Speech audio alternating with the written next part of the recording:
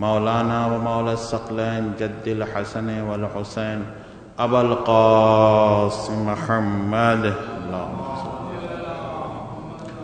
واہل بیتہ الطیبین الطاہرین المعصومین المظلومین ولعنۃ اللہ علی اعدائہم اجمعین من یومنا ھذا الی قیام یوم الدین اما بعد فقد قال اللہ سبحانہ وتعالی فی کتاب المبین وفرقان المجید وقولہ الحق بسم اللہ الرحمن الرحیم وَلَنَبْلُوَنَّكُمْ بِشَيْءٍ مِّنَ الْخَوْفِ وَالْجُوعِ وَنَقْصٍ مِّنَ الْأَمْوَالِ وَالْأَنفُسِ وَالثَّمَرَاتِ وَبَشِّرِ الصَّابِرِينَ الَّذِينَ إِذَا أَصَابَتْهُمْ مُصِيبَةٌ قَالُوا إِنَّا لِلَّهِ وَإِنَّا إِلَيْهِ رَاجِعُونَ صلوات بھیج دے محمد وعلى محمد۔ سورہ بقرہ کی بہت ہی مشہور و معروف آیت ہے جو آپ کے سامنے مسلسل پچھلے جمعے سے اس کے اوپر گفتگو شروع کی تھی اور اسی کے ذیل میں کچھ باتیں آپ کے سامنے پیش کرنا ہے کہ یہ آیت تمام صبر کرنے والوں کے لیے ایک بشارت ہے اور اللہ صاف اور واضح لفظوں میں کہہ رہا ہے کہ بغیر امتحان کے کوئی بھی کامیابی نہیں ملتی ہے، چاہے کوئی نبی ہو، چاہے کوئی رسول ہو، اور جتنے بھی نبی اور رسول ائمہ گزرے ہیں ایسا نہیں ہے کہ کسی نبی کا امتحان نہ لیا ہو۔ ہر نبی کا اللہ نے امتحان لیا، ہر رسول کا اللہ نے امتحان لیا، اس کے بعد اللہ نے ان کو ایک عہدہ دیا اور کامیابی کا طبقہ ان کے گلے میں تمغہ ان کے گلے میں پہنایا، تاج ان کے سر پہ کامیابی کا رکھا۔ تو جب نبی اور امام کو اللہ بغیر امتحان کے کچھ عطا نہیں کرتا تو ایمان سے بتائیے آپ کو بغیر امتحان کے کیسے عطا کر دے گا؟ اگر آپ کو اللہ پر ایمان ہے تو اس کی راہ میں امتحان دینا پڑے گا۔ موضوع ہمارا امتحان ہے اور امتحان کے ساتھ ساتھ حق جوئی ہے کہ حق بات کے اوپر قائم رہنے کا نام ہی امتحان ہے۔ بہت سے لوگ ہوتے ہیں اور فقط یہ نہیں کہ آپ کے لیے ہی خالی امتحان ہے، کبھی کبھی ایسا ہوتا ہے کوئی دوسرا شخص آپ کے لیے ذریعہ امتحان بنتا ہے۔ اس کے اوپر گفتگو کر چکا آپ کے سامنے، اور یہ آیت آخری زمانے کے علاماتوں میں سے ایک علامت بھی ہے، اور دوسری اس کی جو خصوصیات ہے وہ یہ کہ ایک سماج کو تشکیل دے رہی ہے، یعنی ایک ایسا سماج کو معین کر رہی ہے کہ جس میں ہمدردی پائی جاتی ہو، درد مندی پائی جاتی ہو۔ جب تک ہمدردی اور درد مندی نہیں ہوگی انسان کے دل کے اندر، اس وقت تک چاہے وہ کتنا ہی بڑا عالم کیوں نہ ہو، محقق کیوں نہ ہو، کتنا ہی بڑا تاجر کیوں نہ ہو، بہرحال وہ اپنی ذات کے لیے ہوگا لیکن کوئی فائدہ نہیں پہنچائے گا سماج کو۔ سماج کو وہی شخص فائدہ پہنچائے گا جس کے سینے میں درد ہوگا اور وہ ہمدرد ہوگا۔ جو انسان کسی کے لیے درد ہی نہ رکھتا ہو اور لوگوں کے ساتھ ہمدردی نہ کرتا ہو، آپ بتائیے ایسے انسان کو انسان کہیں گے؟ آدمی تو کہہ سکتے لیکن انسان نہیں کہہ سکتے۔ ایک صلوات بھیج دے محمد وعلى محمد۔ تو سماج کو یہ آیت تشکیل دے رہی ہے۔ کیسے تشکیل دے رہی ہے؟ صاف صاف لفظوں میں اس آیت میں وَلَنَبْلُوَنَّكُمْ بِشَيْءٍ مِّنَ الْخَوْفِ وَالْجُوعِ وَنَقْصٍ مِّنَ الْأَمْوَالِ وَالْأَنفُسِ وَالثَّمَرَاتِ وَبَشِّرِ الصَّابِرِينَ الَّذِينَ إِذَا أَصَابَتْهُمْ مُصِيبَةٌ قَالُوا إِنَّا لِلَّهِ وَإِنَّا إِلَيْهِ رَاجِعُونَ۔ میں تمہارا امتحان لوں گا بھوک کے ذریعے سے، خوف کے ذریعے سے، پیاس کے ذریعے سے، اور بشارت کر صبر کرنے والوں کو بشارت دے دو کہ پھر وہ بعد میں یہی کہتے ہوئے نظر آئیں گے اِنَّا لِلَّهِ وَإِنَّا إِلَيْهِ رَاجِعُونَ۔ یعنی انسان اپنی توحید کا بھی اعلان کر رہا ہے، عقیدے کا بھی اعلان کر رہا ہے کہ مجھے اس اللہ پر یقین ہے جو اس کائنات کا خالق ہے۔ دیکھیے کچھ چیزیں ایسی ہوتی ہیں، میں کسی کو نماز کی تبلیغ نہیں کر رہا ہوں، میں ساری دنیا کے مسلمانوں سے خطاب کر رہا ہوں کہ اگر خالی قرآن کی ایک آیت پہ عمل کر لے تب بھی کہیں فساد ہو ہی نہیں سکتا، جھگڑا ہو ہی نہیں سکتا، نہ بھائی بھائی میں جھگڑا ہوگا، نہ گھر میں جھگڑا ہوگا، نہ محلے میں جھگڑا ہوگا، نہ ملک میں جھگڑا ہوگا۔ آپ بتائیے، نماز روزہ تو سبھی کر رہے ہیں، لیکن ایک آیت پہ اگر انسان عمل کر لے، قرآن کی ایک آیت، یعنی ساری آیتیں ایک طرف اور قرآن کی یہ آیت ایک طرف ہے، اِنَّا لِلَّهِ وَإِنَّا إِلَيْهِ رَاجِعُونَ، ہم اللہ کے لیے ہیں اور مجھے اللہ کی طرف پلٹ کے جانا ہے۔ آپ ایمان سے بتائیے، جب انسان کے ذہن میں ہر وقت یہ بات رہے گی کہ ہم صرف اللہ کے لیے ہیں اور اللہ کی طرف پلٹ کے جانا ہے، تب آپ ایمان سے بتائیے کیا وہ جھگڑا کرے گا کسی سے؟ کیونکہ اس کا جب ہر عمل اللہ کے لیے ہوگا تو فساد کا سوال ہی نہیں پیدا ہوگا۔ وہ کہے گا بھائی میں آپ کے لیے تھوڑی کر رہا ہوں، ٹھیک ہے آپ وسیلہ ضرور ہیں، لیکن چونکہ ہم اللہ کے لیے انجام دے رہے ہیں تو کوئی غصہ گرمی کی بات ہی نہیں ہو سکتی ہے۔ ایک صلوات بھیج دے محمد والے محمد۔ اور فساد وہیں پیدا ہوتا ہے جب انسان ذات میں محدود ہو جاتا ہے۔ بات آ گئی بہت آہستہ آہستہ آپ کے سامنے۔ جب انسان کسی ذات میں کسی شے کو محدود کر دیتا ہے تو پھر فساد کا آغاز ہو جاتا ہے۔ لیکن جو شے لامحدود ہو جائے اور اپنے عمل کو اس لامحدود سے جوڑ دے تو پھر فساد کا کوئی سوال پیدا نہیں ہوتا۔ بہت سی چیزیں ہیں، مثال دے چلوں آپ کے سامنے کہ پیغمبر کے بعد آپ جانتے ہیں کیسے حالات ہوئے۔ مجھے صرف اشارہ کرنا ہے کیونکہ انسان اپنے ذہن کو سمجھے کہ میری فکر کہاں تک ہے۔ کچھ چیزیں لوگوں نے محدود کر دی، اور جب انسان حق سے دور ہو جاتا ہے تو ناکامیابی کا شکار ہوتا ہے۔ کامیابی کا شکار کبھی نہیں ہو، کامیاب کبھی نہیں ہوگا، بلکہ ناکام رہے گا وہ اپنی زندگی کے اندر۔ جب حق سے منہ موڑ لے گا، حق کو چھپائے گا، اور خدا نے حق کے لیے کہا ہے وَلَا تَلْبِسُوا الْحَقَّ بِالْبَاطِلِ وَتَكْتُمُوا الْحَقَّ وَأَنْتُمْ تَعْلَمُونَ، دیکھو تم حق کو باطل کے ذریعے سے نہ چھپاؤ جبکہ تم جانتے ہو حق کیا ہے، بلکہ حق چھپانے والوں پہ اللہ نے لعنت کی ہے۔ ان الذین یکتمون ما انزلنا من البینات والہدی من بعد ما بیناہ للناس فی الکتاب اولئک یلعنہم اللاعنون، کہ وہ شخص کہ جن لوگوں نے حق کو دیکھا، اللہ کی نشانی کو دیکھا اور جانتے تھے، اس کے باوجود ان کے لیے کتاب میں معین کر دیا گیا تھا، اس کے باوجود انہیں نے حق پر پردہ ڈالا۔ بات اس زمانے کی نہیں ہے، قرآن قیامت تک کے لیے ہے۔ بڑی مشکل ہے ہمارے درمیان کہ آپ ہر چیز اس زمانے کے اعتبار سے سوچنے لگتے ہیں، کیونکہ قرآن زمانے سے محدود نہیں ہے بلکہ قیامت تک کے لیے ہے، ماضی سے بھی لے کے اور حال سے لے کے مستقبل تک کے، تو ساری باتیں اس کے اندر ایک عمومی طور کے اوپر اگر دیکھی جائے تو ہدایت کے لیے پوری قیامت تک کے لیے قرآن نازل کیا اللہ نے۔ یہ تھوڑی کہ ہم کسی کے ذات سے اس کو مخصوص کر دیں، کسی کے لیے اس کو مشخص کر دیں کہ نہیں اس سے مراد صرف وہی ہے، نہیں، حق بات ہر زمانے میں، کوئی بھی دور ہو، کوئی بھی زمانہ ہو، اگر انسان حق کے اوپر پردہ ڈال رہا ہے، اور بہت ہی آپ کے سامنے بات جرأت کے ساتھ کہنا چاہ رہا ہوں اس بات کو کہ جب انسان حق پہ پردے ڈالتا ہے، سمجھیے قوم جو ہے وہ پستی کی طرف جاتی ہے، کبھی بلندی کی طرف نہیں آتی، اور جب حق پہ ثابت قدم رہتا ہے تو پھر اس کا امتحان بھی ہوتا ہے۔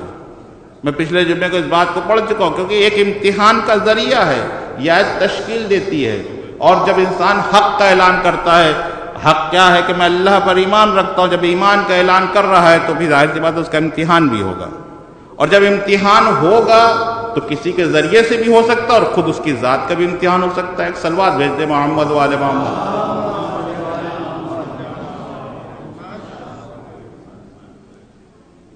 آپ میں جدھر لانا چاہ رہا ہوں ان الذین یکتمون ما انزلنا من الکتاب، کہ جدھر لانا چاہ رہا ہوں آپ کو کہ اللہ نے ان لوگوں پہ لعنت کی جن لوگوں نے حق کو چھپایا ہے اور خالی اس زمانے سے محدود نہیں ہے بلکہ تفسیر پڑھ دیتا ہوں پہلے آپ کے سامنے، پھر جو اس کی عمومی بات کرتا ہوں۔ تفسیر ہے کہ علماء یہود جو تھے وہ اپنی کتابوں میں پیغمبر کی صفات کو پڑھ چکے تھے، پیغمبر کے صفات کو جانتے تھے کہ وہ پیغمبر جو آئے گا آخری وہ کیسا ہوگا، لیکن چونکہ اس نشانیوں کو، اس علامات کو وہ چھپاتے تھے اور اس پہ پردہ ڈالتے تھے، بلکہ اس کی جگہ کے اوپر دوسری چیز ہزاروں معنی تبدیل کر دیتے تھے۔ تو لہذا اللہ نے ساتھ رکھا کہ تم جانتے ہو، اس چیز کو پہچانتے ہو۔ تو اب آپ سمجھ رہے میں جدھر لانا چاہ رہا ہوں، بات قوم کی نہیں ہے، بات ان افراد کی ہے جو اچھی طریقے سے سمجھتے، جنہیں نے پڑھا ہے، عالم علماء یہود کی بحث ہے کہ وہ جانتے تھے کہ حق کیا ہے، اور حق جاننے کے بعد اس پہ پردہ ڈالتے تھے۔ قوم، ظاہر سی بات ہے قوم کو اتنی علم نہیں ہے، نالج نہیں ہے اتنی، میں یہ نہیں کہہ رہا ہوں کہ آپ کو نہیں، میں اس زمانے کی بات کر رہا ہوں، وہ تو جو کہہ رہے ہیں علماء اس کی بات کو سمجھ رہے ہیں، ظاہر سی بات ہے وہاں تک پہنچتی رسائی نہیں ہے، لہذا وہ تبدیل کرتے تھے نشانیوں کو۔ تو یہ ایک حق کا اعلان وہاں پر کہ ان الذین یکتمون ما انزلنا من البینات والہدی من بعد ما بیناہ للناس فی الکتاب، کہ میں نے واضح طور پر نشانیاں اس کے اندر معین کی تھی اور انہیں واضح نشانیوں کو، علاماتوں کو دیکھ کر اس پہ پردہ ڈال دیا، اس کو چھپا دیا جو لوگوں کے لیے میں نے بیان کی تھی۔ تو اب ان کے اوپر کیا ہوگا؟ اولئک لعنہم اللہ، کہ ان پہ اللہ کی لعنت ہے، اور لعنت بھیجنے والوں کے تمام ملائکہ، تمام جنس اور انس لعنت بھیج رہے ہیں ان کے اوپر، کہ جن لوگوں نے حق کے اوپر پردہ ڈالا۔ تو اب آپ سمجھیں میں جدھر لانا چاہ رہا ہوں کہ اگرچہ اللہ علماء کو کہہ رہا ہے، اس کے اندر علماء یہود کو، لیکن ہر وہ شخص اس کے اندر شامل ہے جنہوں نے حق کو دیکھا اور پہچانا، حق کو دیکھنے کے بعد انہی نے منہ گھما لیا اور پردہ ڈال دیا، تو یہاں بھی لعنت کے مستحق ہیں، وہاں بھی لعنت کے مستحق ہیں۔ ایک صلوات بھیج دے محمد والے محمد، کیونکہ اسلام حق کی بات کر رہا ہے، اور حق کے اوپر پردہ ڈالنا انسان لعنت کا مستحق بنتا ہے۔ لیکن کبھی کبھی ایسا ہوتا ہے، میں پھر آگے اپنی منزل کے اوپر، کہ قوم کی پستی جب ہی ہوتی جب انسان حقیقت سے دور ہوتا ہے۔ میں آپ کو نہیں کہہ رہا ہوں، وہ افراد جو جانتے ہیں کہ صحیح کیا ہے اور غلط کیا ہے، اچھی طریقے جانتے ہیں، اور واضح طور پہ آپ کے سامنے اس کو بیان کر دوں، امام خمینی میں اور تمام علماء میں کیا فرق تھا؟ کیا اس سے پہلے لوگ عالم نہیں تھے؟ ان سے قابل لوگ تھے۔ ایک انسان تمام چیزوں کا علم رکھتا ہو، اور اگر اس کے پاس ایک چیز نہیں ہے تو وہ تمام علم اس کا بیکار ہے۔ اس کی ذات کے لیے ہو سکتا، لیکن معاشرے کے لیے کوئی فائدہ مند نہیں ہو سکتا۔ ٹھیک ہے، جزئی طور کے اوپر بحثیں کر سکتا ہے، لیکن کلی طور پہ کوئی فائدہ نہیں پہنچا سکتا۔ مثال ضرور، ایک شخص ہے، بہت بڑا عالم ہے، قابل ہے، متقی ہے، پرہیزگار ہے، ٹھیک ہے، اپنی ذات کے لوگ تو ہی پہنچا رہا ہے، لیکن اگر ایک چیز نہیں ہے اس کے پاس تو اس کا علم کبھی بھی معاشرے میں فائدہ نہیں پہنچائے گا۔ آپ کہیں گے وہ کیا چیز ہے؟ وہ ہے جرأت، ہمت، حق گوئی بیان کرنے کی طاقت۔ تو آپ سمجھے، ایسا نہیں کہ امام خمینی کے زمانے میں علماء نہیں تھے، علماء تھے، لیکن تمام علماء میں اور خمینی میں صرف یہی فرق تھا کہ وہ علماء خاموش تھے، لیکن خمینی میں جرأت تھی، ہمت تھی، اور بولتے رہے، چاہے ان کے 5 بیٹے وہ بھی قربان ہوتے رہے، در بدر ٹھوکریں کھاتے رہے، اس کی پرواہ نہیں کی، بلکہ کہا میں حق کو بیان کروں گا، حق کہتا رہوں گا، حق پڑھتا رہوں گا، حق سناتا رہوں گا، اس کے لیے مجھے چاہے جتنی قربانیاں دینا پڑے۔ یہ ہے عالم حقیقی پہچان۔ ایک صلوات بھیج دے محمد والے محمد۔ قیام کرنا، وَلَا نَبْلُوَنَّكُمْ بِشَيْءٍ مِّنَ الْخَوْفِ وَالْجُوعِ وَنَقْصٍ مِّنَ الْأَمْوَالِ وَالْأَنفُسِ وَالثَّمَرَاتِ، میں تمہارا امتحان لوں گا، بھوک کے ذریعے سے، خوف کے ذریعے سے، تو اگر صاحب ایمان ہو، حق بیان کرنے کی صلاحیت اگر انسان کے اندر ہوتی ہے تو ظاہر سی بات ہے ان راستوں سے گزرنا پڑے گا، اور اگر ان راستوں کو چھوڑ دے گا تو نہ قوم کی ہدایت ہو پائے گی اور نہ اس کا علم اس کو فائدہ پہنچا پائے گا۔ ہدایت جب ہی ہوگی جب اس میں صلاحیت، جرأت ہوگی۔ صلاحیت کی بات ہے، صلاحیت تو ہے ہی ہے، کوالیفیکیشن تو ہے ہی ہے، کوالٹی تو ہے ہی اس کے اندر، لیکن جرأت ہونا بہت ضروری ہے۔ ایک صلوات بھیج دے محمد والے محمد۔ اس کے بعد اعلان کرتا ہے، تو کلی بحث ہمیں زمانے کو ایک راستے پر لانا ہے۔ آپ بتائیے اہل بیت کی سیرت کیا رہی؟ زمانے کو جوڑنے کے لیے تھی یا توڑنے کے لیے تھی؟ اب بات آ گئی تو کہتا چل رہا ہوں، اہل بیت معاشرے میں لوگوں کو جوڑنے کے لیے آئے تھے یا توڑنے کے لیے آئے تھے؟ اپنی ذات کے لیے آئے تھے یا اللہ کے لیے آئے تھے؟ سوال یہاں پہ پیدا ہوگا۔ اس لیے اگر اپنی ذات کے لیے بات آئے گی تو کہیں نہ کہیں انسان کی ذات شامل ہوگی، پھر کوئی انسان قبول نہیں کرے گا۔ ایسا معاشرے کو جوڑنے کی سیرت پیش کی کہ چوتھے امام زین العابدین علیہ السلام، آپ دیکھیں شخص آیا اور اس نے کہا مولا میں بھوکا ہوں، امام نے اس کو کھانا بھی دیا، پانی بھی دیا، ٹھہرنے کے لیے جگہ بھی دی، لیکن جب صبح ہوئی تو اس نے کہا مولا اگر آپ مجھے پہچانتے ہوتے تو کھانا کبھی نہ کھلاتے، مجھے جگہ بھی نہ دیتے۔ کہا کیسی باتیں کر رہے ہو، میں تمہیں جانتا بھی ہوں پہچانتا بھی ہوں۔ کہا مولا آپ پہچانتے؟ کہا ہاں، تو وہ شخص ہے جس نے میرے بھائی کے سینے پہ برچھی کا پھل مارا تھا۔ کہا اس کے باوجود بھی آپ ایسا عمل انجام دے رہے ہیں؟ کہا کیسی باتیں کر رہے ہو، میرا ہر فعل اللہ کے لیے ہے، میرے لیے نہیں ہے، میں معاشرے کو جوڑنے کے لیے آیا ہوں، توڑنے کے لیے نہیں آیا ہوں۔ عمل کی جزا وہ دے گا، سزا وہ دے گا، وہ جانے اور تم جانو۔ ایک صلوات بھیج دے محمد والے محمد۔ سمجھ رہے ہیں آپ؟ میں جدھر لانا چاہ رہا ہوں آپ کو، سوچیں، بہت غور سے جا کے سوچیں کہ کبھی کبھی ایسا ہوتا ہے ہمارے عقائد سے، ہمارے عقیدے سے ایسی چیزیں پیدا کی جاتی ہیں جس میں صرف آپ کا ذہن اسی میں الجھا رہے، اتنا الجھا رہے کہ آپ آگے کی سوچ ہی نہ سکیں، ترقی کر ہی نہ سکیں۔ اور ایسا مسئلہ مولا کائنات کے سامنے بھی آیا۔ آج کی بات نہیں ہے، کوئی نئی بات نہیں ہے، میں کہنا چاہ رہا ہوں اعتراض کرنے والے ٹھیک ہے اعتراض کیجئے، لیکن یہ دیکھیے کہ میں لے کہاں جا رہا ہوں۔ برداشت کرنے کی صلاحیت بھی رکھنا چاہیے انسان کو۔ مولا کائنات کے سامنے مسئلہ آیا کہ آپ کو شیخین کی اطاعت کرنا پڑے گی، آیا یا نہیں آیا؟ جب بیٹھ گئے کہا آپ کو شیخین کی اطاعت کرنا پڑے گی۔ امام نے ایک جملہ کہا یہ بتاؤ کیا شیخین کی سیرت رسول کی سیرت سے الگ ہے؟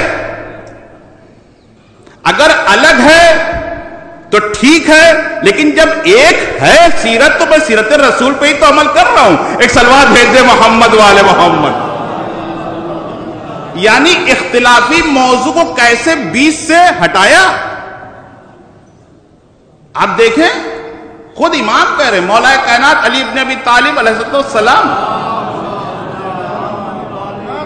جب ان کے سامنے یہ مسئلہ آیا کہ آپ ان کو مانتے نہیں مانتے، کب ماننے نہ ماننے کی بحثی الگ ہے، میں ماننے یہ بتاؤ سیرت رسول سے الگ ہے یہ شامل ہے؟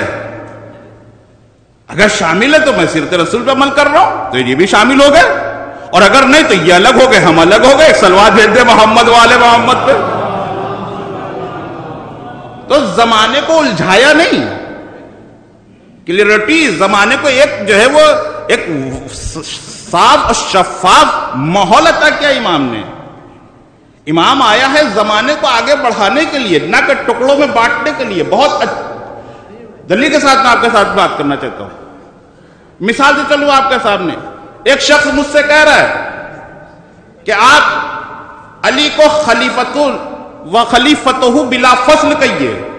سنیے اب آپ، اب آپ بتائیے جب رسول کا آپ نے خالی خلیفہ مانا ہے، خالی رسول کا، تو ذات محدود ہو گیا یا نہیں ہو گیا؟ اور اگر ہم نے کہہ دیا علی ولی اللہ، تو یہ تو آدم کا بھی ولی ہو گیا، نوح کا بھی ولی ہو گیا، ابراہیم کا بھی ولی ہو گیا، موسیٰ کا بھی ولی ہو گیا، عیسیٰ کا بھی ولی ہو گیا، ابراہیم کا بھی ولی ہو گیا، بلکہ پوری کائنات کا ولی ہو گیا، نہ کہ کسی ذات میں محدود ہو گیا۔ ایک سلوات بھیج دے محمد والے محمد، اس سے بہتر سلوات بھیج دے۔ جا کے عقل سے سوچے، کبھی کبھی ایک جملے میں پوری بات چھپی ہوتی ہے۔ زمان و مکان کی بحث نہ کریں، بلکہ کلی بحث کریں جس میں سب چیز شامل ہے۔ آپ سوچیں شاید میں اپنی خیال پیش کر رہا ہوں، میں آیت پڑھ دیتا ہوں۔ وَإِذْ أَخَذْنَا مِيثَاقَ النَّبِيِّينَ لَمَا آتَيْتُكُم مِّن كِتَابٍ وَحِكْمَةٍ ثُمَّ جَاءَكُمُ الرَّسُولُ مُصَدِّقًا لِّمَا مَعَكُمْ لَا تُؤْمِنُنَّ بِهِ وَلَا تَنصُرُنَّ بِهِ قَالُوا أَأَقْرَرْنَا وَأَخَذْنَا۔ جب اللہ نے عالم ذر کی یہ بحث ہے، عالم ذر میں تمام انبیاء سے بحث ہے۔ وَإِذْ أَخَذْنَا مِيثَاقَ النَّبِيِّينَ، اللہ نے تمام نبیوں سے عہد و پیمان لیا۔ کس چیز کا پیمان لیا؟ کہ میں تمہیں کتاب اور حکمت عطا کر رہا ہوں، نبوت عطا کر رہا ہوں، لیکن ایک شرط کے ساتھ میں کہ تمہیں آخری رسول کی تصدیق بھی کرنا ہے، یعنی اس کا پیغام بھی پہنچانا ہے، اس کو اس کے بارے میں، آخری رسول کے بارے میں لوگوں کو بتانا ہے، اور اس کی مدد بھی کرنا ہے۔ قالوا اقررنا وخذت ذلك مصری، سب نے کہا قالوا اقررنا، پھر قال فاشهدوا وانا معكم من الشاهدین، کہ اچھا بھی گواہ رہنا، میں بھی تمہارے ساتھ ہوں۔ فمن تولى بعد ذلك فاولئك هم الفاسقون، اگر کسی نے اس عہد و پیمان کے بعد اگر منہ موڑا تو وہ فاسقوں میں شمار ہوگا۔ میں جب نبی کو نہیں چھوڑ رہا تو آپ کو کیسے چھوڑ دے گا؟ ایک سلوات بھیج دے محمد والے محمد۔ بات آگے تو کہ جب نبی کو نہیں چھوڑ رہا ہے، فمن تولا بعد ذالک، اسی کے فوراً بعد آئے تھے کہ اگر تم نے، یہ جو ولایت کا اقرار ہو رہا ہے اس آیت کے اندر، کہ اگر تم نے اس عہد و پیمان کو پورا نہیں کیا تو تم سب کے سب فاسقوں میں سے شمار کیے جاؤ گے۔ نبیوں کو کہہ رہا ہے، تو وہاں ایک ذات کی تھوڑی بات کر رہا ہے، میں جدھر لانا چاہ رہا ہوں۔ تو جب پیغمبر آئے تو تمام نبیوں کو آنا چاہیے تھا، نہیں آنا چاہیے تھا؟ اگر نہیں آئے تو یہ آیت عبث ہو جائے گی، یہ آیت عبث ہو جائے گی۔ قرآن کی کوئی آیت عبث نہیں ہے۔ وعلیکم السلام، ایک سلوات بھیج دے محمد والے محمد۔ تو یہ آیت عبث ہو جائے گی، تو کوئی نہ کوئی ہونا چاہیے، یا تمام نبی آئیں، یا کوئی ایسی ذات ہو جو تمام نبیوں کی ولایت کو انجام دے رہی ہو، یعنی تمام نبیوں کا ولی بن کر آئے، جس میں آدم کا علم بھی ہو، نوح کا تقوی بھی ہو، ابراہیم کی خلت بھی ہو، یوسف کا جمال بھی ہو، یعقوب کا صبر بھی ہو، عیسیٰ کا کمال بھی ہو، کل کمالات محمد اس میں پائے جا رہے تھے۔ ایک ہی ذات نظر آتی پیغمبر کے بد میں، جس کا نام مولا کائنات علی ابن ابی طالب علیہ السلام ہے۔ صلوات بھیج دے محمد والے۔ ایک کلی، میں عقیدے پہ اعتراض نہیں کر رہا ہوں، لیکن ایک کلی بحث ہے۔ اگر ہم اس کو کلی مان کے چلے تو بھیا سب شامل ہو جائیں گے، اور خالی ایک جگہ اٹکے ہوئے تو بھیا ذاتی بحث ہو جائے گی۔ پھر میرا سوال یہ ہے کہ آپ یہ دیکھیں کہ اہل بیت معاشرے کے اندر معاشرے کو جوڑنے کے لیے آئے، توڑنے کے لیے آئے؟ کہیں ایسا تو نہیں اس فکر میں دشمن اپنی چال چل رہا ہو؟ یعنی تمام، یعنی اب بات آ گئی، جب ہم نے کہا علی حجت اللہ، جب میں نے کہہ دیا، اس لیے بیچ میں یہ ٹاپک آ گیا، یہ موضوع نہیں ہے ہمارا، لیکن بیچ میں آ گیا اس لیے کہ بہرحال لوگ اعتراض کرنے لگتے ہیں گے کہ صاحب یہ نہیں کہتے. میں ایک سوال, جب میں نے حجت اللہ کہہ دیا یعنی توحید کی دلیل کا نام علی ہے, جب کہہ دیا تو سب کی دلیل کا نام علی بن جائے گا, چاہے کوئی بھی خلیفہ ہو. سلوات بھیج دے محمد والے محمد. اب جب کہہ دیا توحید کی دلیل کا نام علی, اور علی خود کہہ رہے کہ مجھے فخر ہے. کس چیز پہ فخر ہے؟ کہ مجھے فخر ہے قرآن کی ایک آیت کے اوپر. کس چیز پہ فخر ہے؟ کہ اس آیت پر مجھے بڑا فخر کہ پوری کائنات میں اللہ نے صرف مجھے چنا ہے. قل کفا باللہ شہیدا بینی و بینکم من عنده علم الکتاب. اللہ نے اپنی گواہی کے ساتھ مجھے شریک کیا رسول کی گواہی کے لیے. اگر میں نہ ہوتا تو رسول کی تائید بھی کرنے والا کوئی نہ تھا. سلوات بھیج دے محمد والے محمد. تو لہذا ہمارے لیے بیچ میں ٹاپک آ گیا بیچ میں, میں اس لیے بات کرنا چاہتا ہوں. میں آپ جانتے ہیں, لیکن چونکہ وہی چیز پڑھیے جو واضح طور پر ایک حق ہے. محدود نہ کیجئے, ذات میں محدود نہ کیجئے. علی نفس رسول کا نام ہے. نہیں صاحب ان کو الگ, ابھی جب کوئی الگ ہو تو میں الگ سے جوڑوں. اب جب کوئی چیز الگ ہو تو الگ سے جوڑوں. بھئی آپ کی نظر میں الگ ہے تو الگ سے جوڑتے رہیے. ایک سلوات بھیج دے محمد والے محمد. وہ میں شاعر تو نہیں ہوں, لیکن وہ ایک شعر ذہن میں گھوم رہا ہے. الٹ کے دیکھو, پلٹ کے دیکھو, جدھر سے دیکھو محمد ہی محمد ہے. کلو نفس ذائقۃ الموت. سلوات بھیج دے محمد والے. ایک شعر ہے ذہن سے نکل گیا میرے. تو لہذا انسان کو سوچنا چاہیے. ہم نے سب چیز الگ الگ کر کے پیش کر دی, اور ہمارے عقیدوں سے ہمارے اندر چیزیں جوڑ کے جو ہے لوگ ہمارے عقائد سے ناجائز فائدہ اٹھاتے ہیں اور قوم کے اندر اختلاف ڈالنے کی کوشش کرتے ہیں. کربلا کے میدان میں یہ اہل بیت کے فقط ایک دشمن نہیں ہے, 3 دشمن ہیں. پڑھ چکا اس کے اوپر. پہلے بھی دشمن, بس 1 منٹ رہ گیا بات ختم. لہذا اس چیز بس پڑھنا چاہتا ہوں ایک جملہ کہ اس زمانے بھی دشمن تھے, آج بھی دشمن ہیں. اس زمانے میں کربلا کے میدان میں فقط ایک دشمن تھے, لیکن آج 2 دشمن ہمارے سامنے بھی موجود ہیں. ایک وہ جو فقط کہتے نہیں عبادت ہونا چاہیے, ایک وہ جو فقط کہتے نہیں یہ ہونا چاہیے. تو دونوں دشمن ہیں. ایک فکر کا دشمن ہے, ایک ذات کا دشمن ہے. لہذا مجھے دونوں سے محبت کر کے دکھانا, ذات سے بھی عمل کر کے دکھانا, ذات سے بھی محبت کر کے دکھانا ہے, اور فکر سے بھی محبت کر کے دکھانا ہے. سلوات بھیج دے محمد والے محمد. ربنا تقبل منا انک انت السمیع العلیم ورحمۃ اللہ وبرکاتہ.